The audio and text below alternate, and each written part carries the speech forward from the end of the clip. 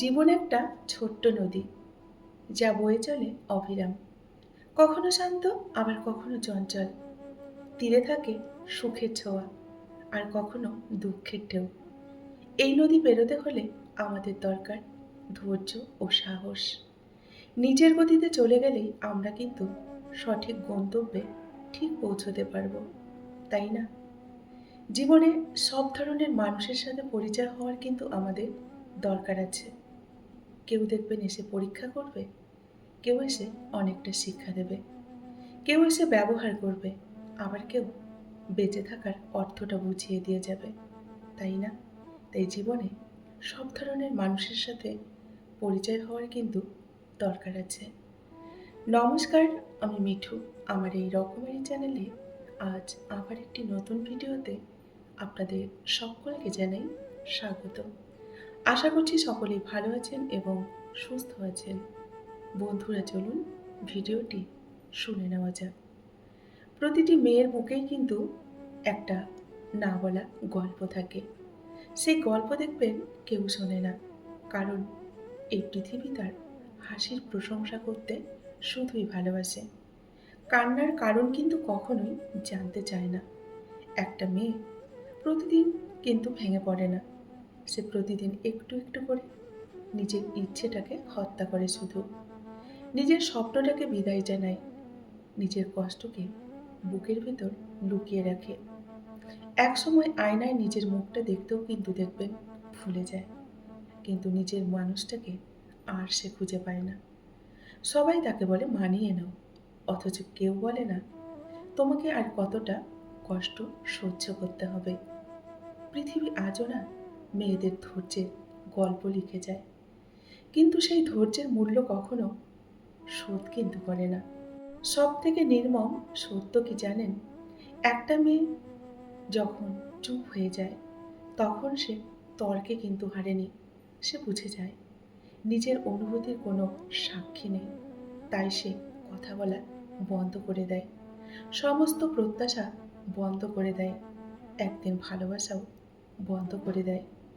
প্রতিটি মেয়ের বুকেই কিন্তু একটি নাওয়ালা কষ্টের গল্প লুকোনো থাকে, আর সেই গল্পের সব থেকে ভয়ঙ্কর লাইনটি হলো যে মানুষটা তার সব থেকে বেশি হাসির কারণ ছিল, যে মানুষটা তাকে সব থেকে বেশি একদিন হাসিয়েছিল, শেষ পর্যন্ত সেই মানুষটার কারণেই সে নিজের হাসিটা হারিয়ে ফেলেছিল। এটাই হলো না বলা গল্প।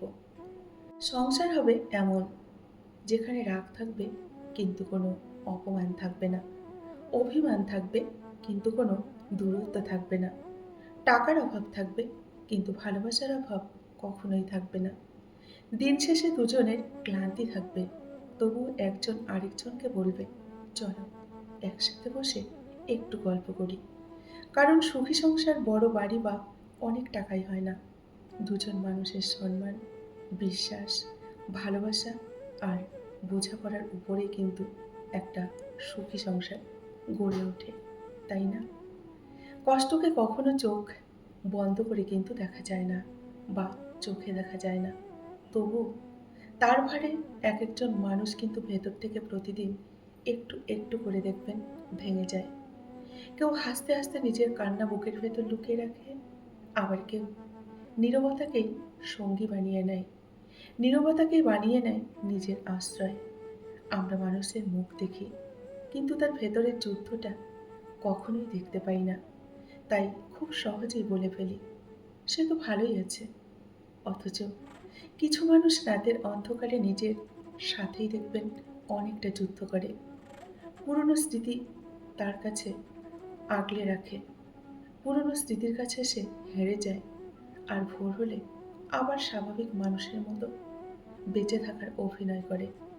সত্যি বলতে, প্রত্যেক মানুষের বুকের ভেতর এমন কিছু গল্প থাকে যা কাউকে সে বলতে পারে না। দিন শেষে সবাই নিজের নিজের একাকিত্বের ঘরেই কিন্তু ফিরে যায়, যেখানে শব্দ কম, কিন্তু দীর্ঘশ্বাসের সংখ্যা থাকে অসীম।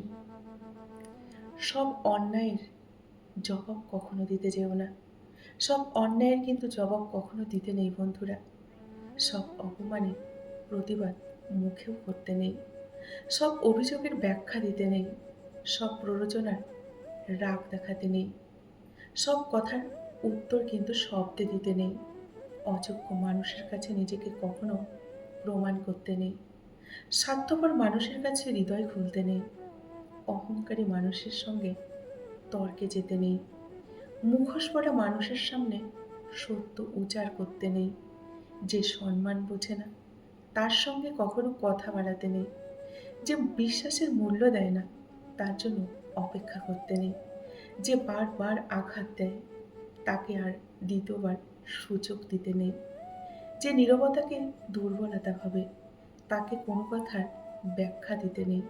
মনে রেখো, সময় মতো বলা একটি নেই সারা জীবনের হাজারটা কান্না থেকে কিন্তু তোমাকে বাঁচিয়ে দিতে পারে।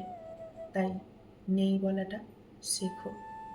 সৎ পথে থাকো, সত্য কথা বলো, সত্যের পথে চললে হয়তো অনেকটা দুঃখ, কষ্ট, যন্ত্রণা সহ্য করতে হবে, অনেকটা অপমান সহ্য করতে হবে, হয়তো কিছু মানুষ তোমার সরলতার সুযোগ নেবে, হয়তো তোমার বিশ্বাস ভেঙে দেবে, তোমাকে অনেকটা কষ্ট দেবে, তবুও নিজের সততা থেকে কখনো সরবে না, নিজের সততা কখনো হারাবে না।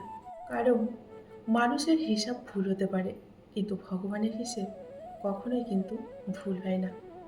উপরে ভগবান আছেন, তিনি উপর থেকে সবটা দেখছেন, তার কাছে সবটা হিসেব কিন্তু জমা হয়ে থাকে। মানুষ তোমায় ঠকাতে পারে, কিন্তু ভগবান কখনোই ঠকাবেন না। ভগবান ঠিক ভালোবাসবেন। তাই সৎ পথে থেকে সত্য পথে নিজের কাজটা করে যাও, ভালো সময় অবশ্যই আসবে। বন্ধুরা, আজকের ভিডিওটি এই পর্যন্তই রাখছি। যদি ভালো লাগে অবশ্যই লাইক, কমেন্ট আর শেয়ার করবেন। এতক্ষণ ধরে আমার ভিডিওটির সঙ্গে থাকার জন্য আপনাদেরকে অসংখ্য অসংখ্য ধন্যবাদ এবং অনেক অনেক ভালোবাসা জানিয়ে আজকের মতো আমি বিদায় নিচ্ছি। সকলেই ভালো থাকুন, সুস্থ থাকুন। দেখা হবে নেক্সট আরেকটি ভিডিওতে। টাটা।